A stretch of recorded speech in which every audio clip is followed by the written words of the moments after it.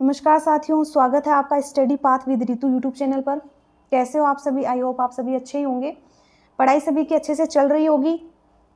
तो हमारी एक क्लास जो वो एमसीक्यू की हो गई थी राजस्थान नगरपालिका अधिनियम 2009 पर।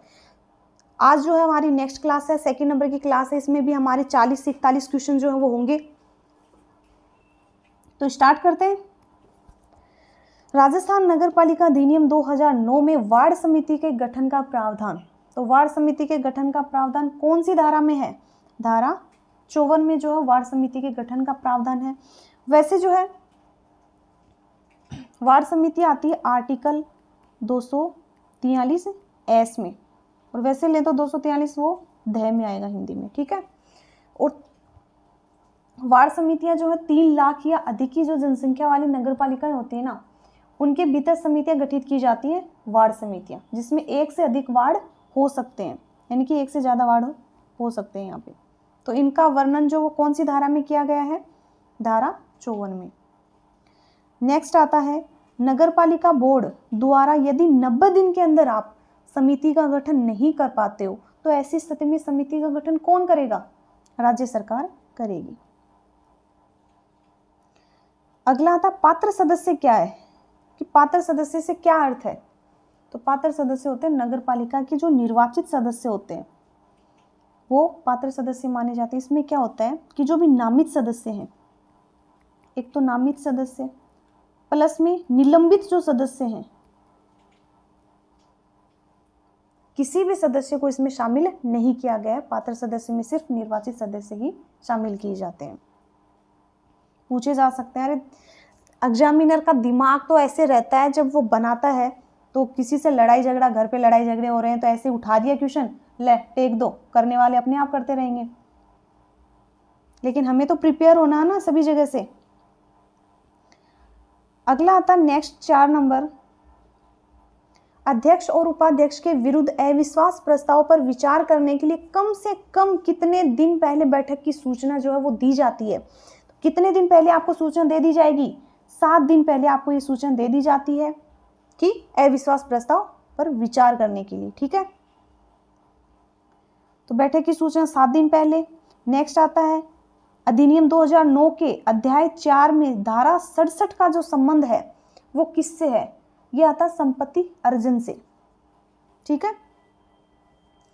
नेक्स्ट क्वेश्चन है, नगरपालिका अधिनियम 2009 की धारा 69 के तहत कराए गए जो भी विनिमय है, जो पट्टा है या जो अनुदान है, उसके माध्यम से संपत्ति अर्जन के लिए नगरपालिका को किसकी अनुमति लेनी होती है? तो ये जो अनुमति है नगरपालिका अधिशासी जो अधिकारी होता है ना, उससे अनुमति ले ली जाती है, पट्टा और अनुदान से संबंधित, ठीक है। नेक्स्ट आता है राजस्थान नगरपालिका अधिनियम 2009 की धारा 71 जो है, इसमें क्या प्रावधान है?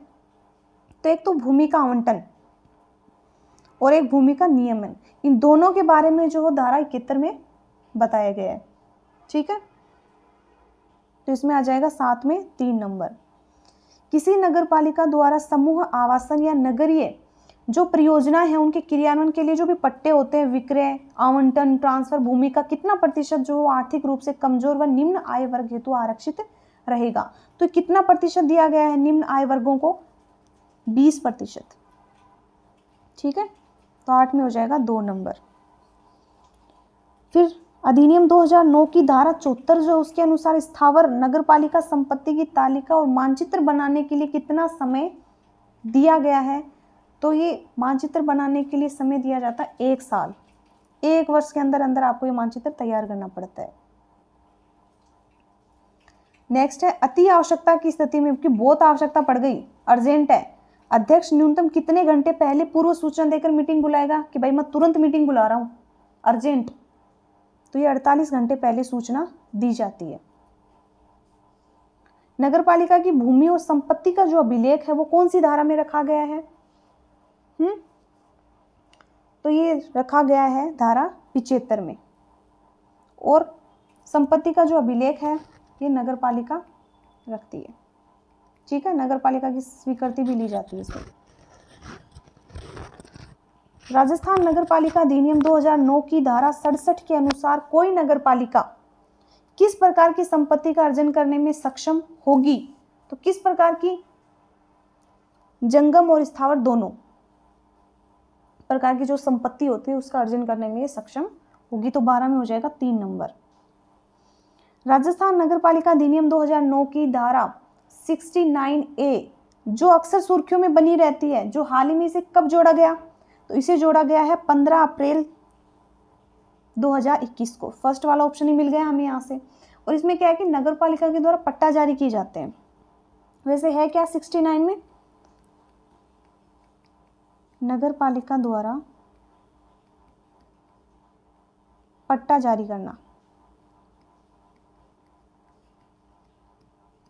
और इस 69A वाला संशोधन कब किया गया है? 15 अप्रैल 2021 को। तो 13 में 1। नेक्स्ट आता है राजस्थान नगर पालिका अधिनियम 2009 की धारा 671 के अनुसार कोई नगर पालिका जो कतिपय जो भूमि है उनका आवंटन तथा नियमन किस प्रकार करेगी? तो किस प्रकार करेगी? राज्य सरकार की मंजूरी के द्वारा। राज्य सरकार की मंजूरी ली जाती है इसमें। भूमि का अनिवार्य अर्जन अधिनियम 1894 का संबंध राजस्थान नगर पालिका अधिनियम 2009 की कौन सी धारा से है? तो इसका संबंध कौन सी धारा से है? धारा 70। भूमि का अनिवार्य अर्जन, भूमि का अनिवार्य अर्जन जो है ये धारा 70 में बताया गया है। और अधिनियम कौन सा? 1894 के तहत। इसका संबंध धारा 70 से आता है। नेक्स्ट आता है धारा 70। राजस्थान नगर पालिका अधिनियम 2009 के अंतर्गत ऐसी भूमि का आवंटन नहीं होगा जो राज्य सरकार द्वारा चिन्हित है। कौन सी? जो उद्यान के लिए दी गई है, बगीचों के लिए, इनके लिए, बस अड्डों के लिए दी गई है, और शमशान जो भूमि है उसके लिए दी गई है। तो ये सारे सही हैं। इनके लिए क्या होगा? ऑप्शन 4। 16 में ऑप्शन 4। ठीक है। राजस्थान नगर पालिका अधिनियम 2009 में नगर पालिका द्वारा भूमि आवंटन के प्रस्ताव की शुद्धता या वैधता की जो जांच है वो कौन करता है? वैधता की जांच राज्य सरकार। और राज्य सरकार द्वारा नियुक्त जो व्यक्ति होता है वो करता है। यानी कि इसमें ऑप्शन 4 जो है वो आएगा 1 और 3। नेक्स्ट आता है नगर पालिका की संपत्ति अभिलेख जो इसमें शामिल संपत्तियां हैं कौन कौन सी हैं? नगरीय भूमि और निजी संपत्ति दोनों। प्रशासन शहरों के संग अभियान के अंतर्गत धारा 69A के तहत राज्य सरकार के द्वारा कितने रुपए के शुल्क में पट्टे जारी करने का जो निर्णय है वो लिया गया है? बहुत इंपॉर्टेंट क्वेश्चन है भाई। इनको ये मत सोच लेना कि भाई ऐसे क्वेश्चन करवा रखे हैं। बहुत ही सारी चीजें जो है बहुत इंपॉर्टेंट, और पीछे के आए हुए क्वेश्चन जो है ना वो भी लिए गए हैं भाई। इसमें जो प्रीवियस ईयर में जो क्वेश्चन पूछे गए हैं उनको भी इसमें पुटअप किया गया है। तो इसमें हो जाएगा 19 में 4 नंबर 501 रुपए का जो शुल्क है वो पट्टे जारी करने में लिया जाता है। 20 में आता है नगर पालिका द्वारा जारी पट्टा आवंटन अथवा लीज निरस्त के आदेश के विरुद्ध अपील कितने समय में की जाएगी? तो ये 15 दिन के अंदर अंदर जो है ये अपील की जाती है। राज्य वित्त आयोग द्वारा दी गई प्रत्येक सिफारिश, इसके द्वारा जो भी सिफारिश की जाती है वो राज्य विधानमंडल के समक्ष रखी जाती है। कौन सी धारा के अनुसार? धारा 76 के तहत। ठीक है। राज्य वित्त आयोग आता है आर्टिकल 243 वाई में। ठीक है, 243। फिर आता है राज्य सरकार से वित्तीय सहायता प्राप्त करने संबंधी जो प्रावधान है वो कौन से में है? ये आता है धारा 78 में। राज्य सरकार से वित्तीय सहायता धारा 78। एक आती है 77। इसमें क्या है? राज्य वित्त आयोग की सिफारिशें जो होती है उनका क्रियान्वयन, सिफारिशों का क्रियान्वयन आता है इसमें। 76 में अभी हम पढ़ के आए हैं राज्य वित्त आयोग ही आता है।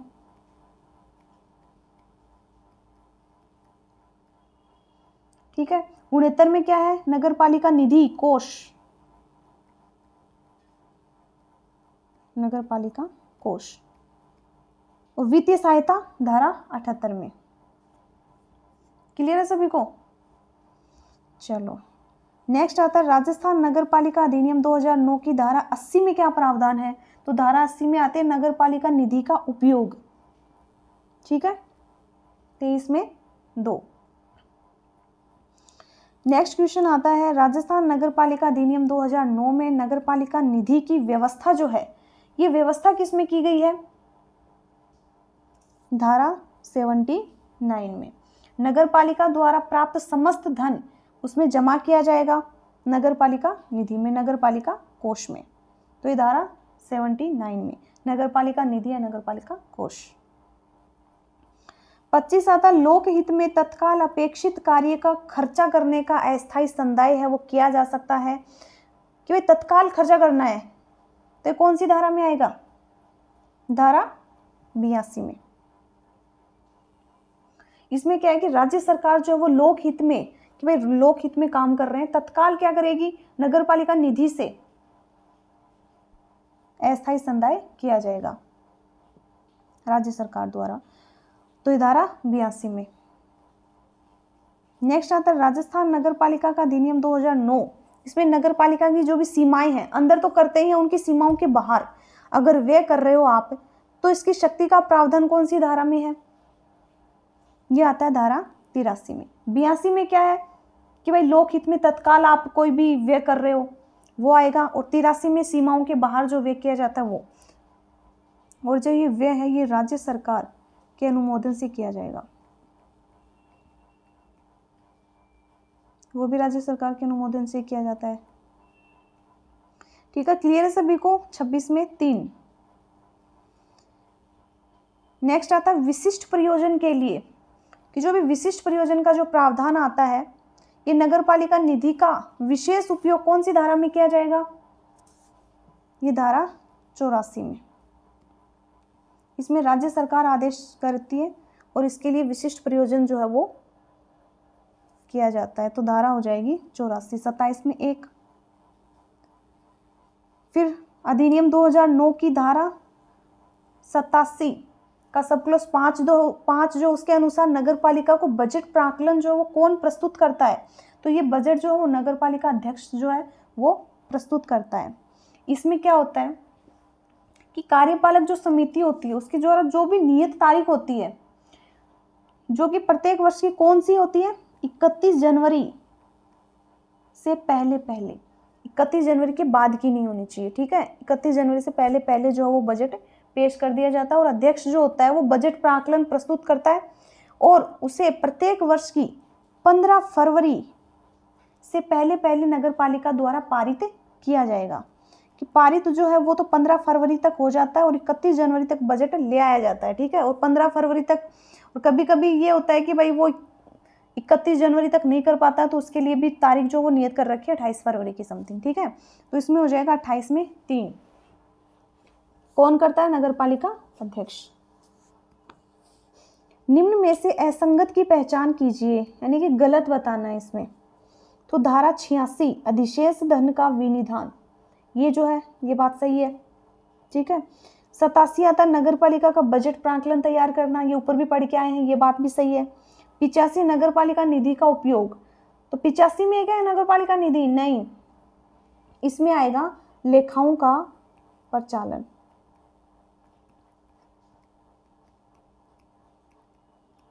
और धारा 89 में बजट अनुदान को परिवर्तित करने की जो शक्ति है, धारा 89 में है। ठीक है,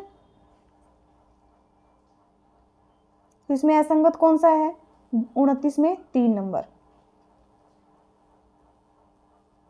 फिर अधिनियम 2009 की धारा 87 में क्या प्रावधान है? नगर पालिका का बजट प्राकलन तैयार करना,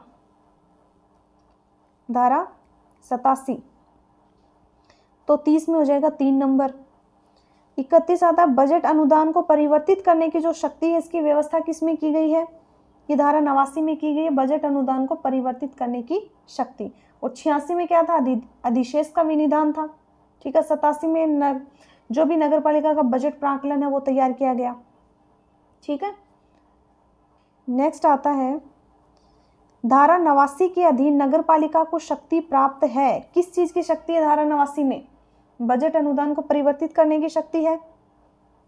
इसमें देखो ऑप्शन, बजट अनुदान की रकम बढ़ा सकते हैं, घटा सकते हैं। अन्य शीर्ष में बजट अनुदान की रकम जो है वो अंतरित की जाएगी। उक्त वर्ष के दौरान किसी विशेष या अप्रत्याशित आवश्यकता के अनुसार अतिरिक्त बजट का अनुदान भी किया जाएगा। ये सारी चीजें जो है वो धारा 89 में है, यानी कि उपरोक्त सभी। तो 32 में आ जाएगा 4 नंबर। नेक्स्ट आता है नगरीय गरीबों को आधारभूत सेवा निधि के गठन के प्रावधान जो है वो कौन सी धारा में किया गया है कि भाई नगरीय गरीबों को भी आधारभूत सेवा निधि का गठन किया गया है उनके लिए। कौन सी धारा है इसमें? धारा 89A 89A। और इसमें कौन सा? राजस्थान नगर पालिका संशोधन अधिनियम 2011 के तहत जो वो 89A जो है इसे जोड़ा गया है। राजस्थान नगर पालिका संशोधन अधिनियम 2011। तो इसमें हो जाएगा 33 में 2। नेक्स्ट आता है राजस्थान नगर पालिका अधिनियम संशोधन वाला बताया ना अभी 2011, जिसके तहत 89A जोड़ा गया है। ये कब जोड़ा गया, कब लागू हुआ ये? तो ये लागू होता है 24 नवंबर 2010 को। ठीक है, नगरीय गरीबों को आधारभूत सेवा निधि।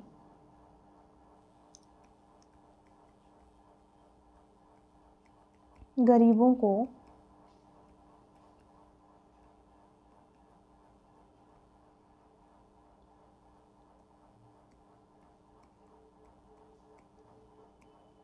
निधि का गठन, ये ऊपर वाले क्वेश्चन में पढ़ के आए हैं। तो इसका गठन कब होता है? 24 नवंबर 2010 को। 2009 का जो अधिनियम है उसमें धारा 87 के तहत नगर पालिका का जो वार्षिक बजट होता है इसका अनुमान प्रत्येक वर्ष की किस तारीख तक तैयार हो जाना चाहिए? क्वेश्चन देखो यहाँ पे तैयार हो जाना चाहिए, 31 जनवरी तक तैयार हो जाना चाहिए भाई। ठीक है, कौन प्रस्तुत करेगा? नगर पालिका अध्यक्ष। अध्यक्ष जो है इसको प्रस्तुत करता है। तो इसमें हो जाएगा 35 में 4।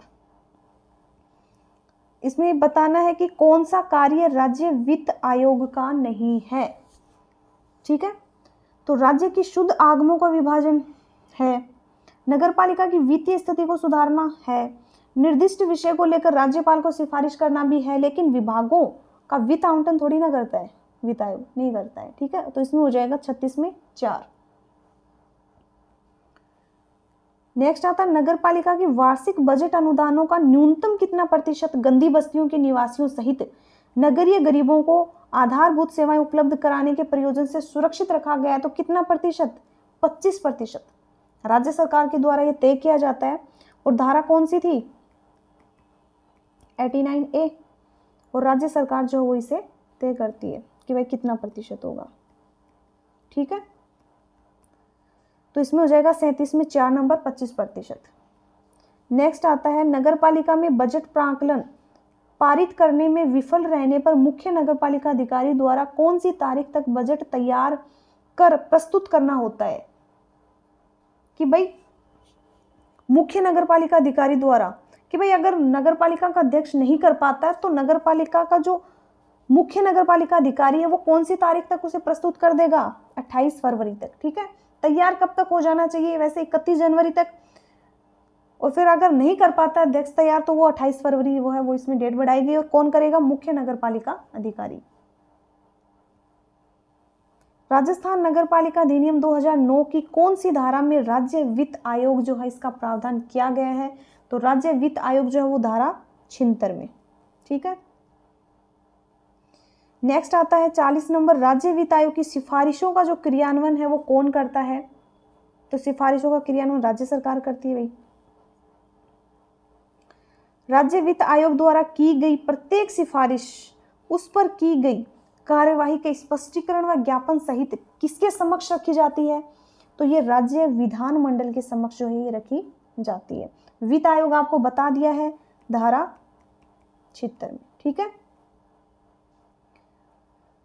नेक्स्ट आता है राजस्थान नगर पालिका अधिनियम 2009 के अनुसार नगर पालिकाओं को राज्य सरकार से वित्तीय सहायता मिलती है। कि नगर पालिकाओं को जो भी राज्य सरकार से वित्तीय सहायता मिलती है कौन सी धारा के तहत बताया गया है? धारा 78 में। ठीक है, नेक्स्ट आता है नगर पालिका के बजट प्राक्कलन की जो मंजूरी है इसका प्रावधान जो है वो किस में दिया गया है? ये धारा 88 में दिया गया है भाई। ठीक है, और नगर पालिका के द्वारा प्रत्येक वर्ष 15 फरवरी तक जो है ये बजट प्राकलन की मंजूरी ले ली जाती है, ठीक है। और यदि कोई नगर पालिका बजट प्राकलन जो है वो पारित करने में विफल रहती है अध्यक्ष, तो इसे क्या है 28 फरवरी या उससे पहले मुख्य नगर पालिका अधिकारी आवश्यक रूप से बजट प्राकलन जो है वो तैयार करेगा और राज्य सरकार के समक्ष प्रस्तुत करेगा। तो ये 28 फरवरी ऊपर वाले क्वेश्चन में भी आते हैं, 28 फरवरी तक बढ़ा दिया गया है। कौन करेगा? मुख्य नगर पालिका अधिकारी, ठीक है। क्लियर है सभी को? ठीक है। नेक्स्ट आता है, नेक्स्ट है और लास्ट क्वेश्चन है भैया आज का हमारा, राजस्थान नगरपालिका निधि का उल्लेख अधिनियम की धारा 79 में है। यानी कि नगरपालिका कोष जो है वो तो 79 में है, लेकिन नगरपालिका निधि का उपयोग जो है वो कौन सी धारा में किया गया है? तो ये धारा 80 में किया गया है, ठीक है। नगरपालिका निधि का उपयोग, नगरपालिका कोष 79 में और इसका उपयोग जो है वो धारा 80 में। क्लियर है सभी को? तो आज की क्लास आपको कैसी लगी ये हमें कमेंट बॉक्स में जरूर बताना। मिलते हैं नेक्स्ट सेशन में। आज के लिए धन्यवाद।